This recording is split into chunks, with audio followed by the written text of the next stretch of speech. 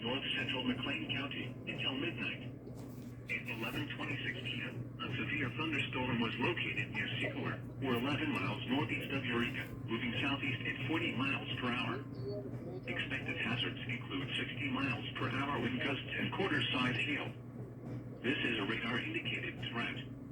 The following impacts are expected. Hail damage to vehicles is expected.